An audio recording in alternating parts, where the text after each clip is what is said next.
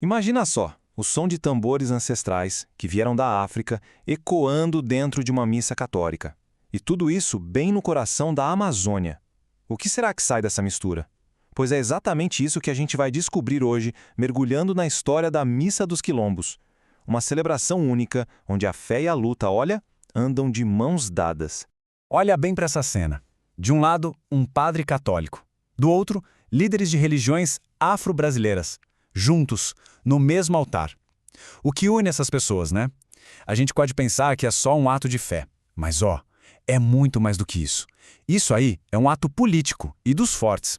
E para a gente entender por que eles estão dividindo esse espaço sagrado, a gente precisa cavar fundo numa história de resistência que, literalmente, desenhou um mapa de uma cidade.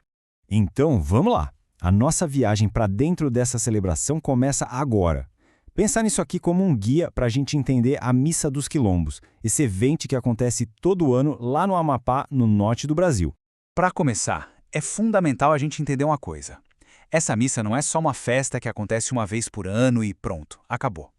Pensa nela como se fosse um monumento, só que um monumento vivo, que respira. Existe um conceito do historiador Pierre Nora que se chama lugar de memória. É exatamente isso. É quando uma comunidade cria algo, pode ser um evento, um objeto, um lugar, para ter certeza, sabe? Para garantir que a sua história, a sua luta, a sua fé nunca, jamais seja esquecida ou silenciada. Ok, muito bonito o conceito, né? Mas e na prática? Como é que essa liturgia funciona? Para a gente sacar a força que ela tem, o melhor jeito é comparar. Vamos colocar lado a lado, sabe? Uma missa católica padrão e a missa dos quilombos. Aí a gente vai ver como os rituais são transformados, ganhando significados completamente novos e, olha, muito poderosos. Dá uma olhada nessa tabela, é impressionante. Onde se esperaria ouvir um órgão, o que tem? Tambores do mar abaixo, com cânticos de matriz africana, e a Eucaristia, a hóstia e o vinho é substituída por uma partilha de frutas, de alimentos que vêm da terra, a bênção com água benta vira o banho de cheiro, um ritual com ervas, e o mais forte, talvez, o sacerdote não está sozinho. Ele divide o altar com o babalorixás e ialorixás. Cada uma dessas mudanças não é só um detalhe, é uma declaração de identidade, é dizer nós estamos aqui. E ali, no centro de tudo, pulsando, está o tambor. É muito importante entender isso. Ele não é só um instrumento para fazer um som de fundo, uma trilha sonora. Não mesmo. Na cultura do mar abaixo, o tambor é sagrado. Ele é o coração da celebração. É o que conecta todo mundo com os seus ancestrais. É o som que chama o espírito de resistência que é a alma desse evento. Pensa no ato mais sagrado de uma missa, a comunhão. Aqui, ele é completamente transformado. Sai a hóstia, que é um símbolo mais individual, e entra o quê? A partilha de comida, de frutas, daquilo que a terra dá. É um gesto que celebra a abundância, a vida em comunidade.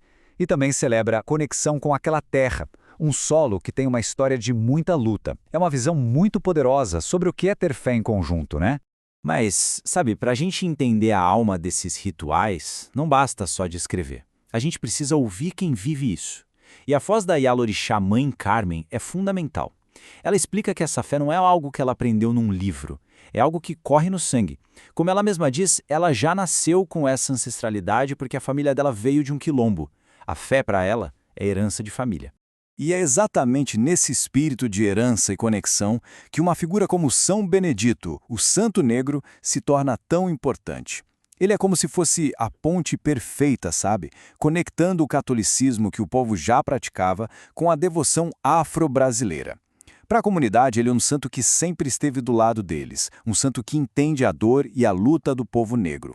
Agora, uma coisa importante. Essa liturgia, tão rica e tão potente, não apareceu do nada. Não foi um acaso.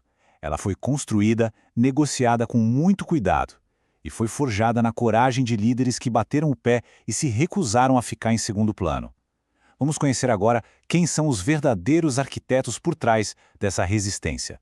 E no coração dessa negociação estava o pai Marcos, que não era só um líder religioso, mas também um grande ativista. A condição que ele colocou foi muito clara, sabe? Sem meio termo. Ele disse que a cultura afro-brasileira não ia ser só uma convidada de honra na festa dos outros. Nas palavras dele, eu só vou participar dessa celebração se ela tiver a nossa cara. Simples assim.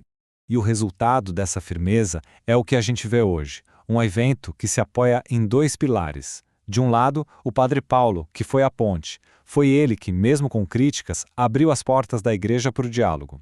E do outro lado, o pai Marcos, que foi o arquiteto da resistência.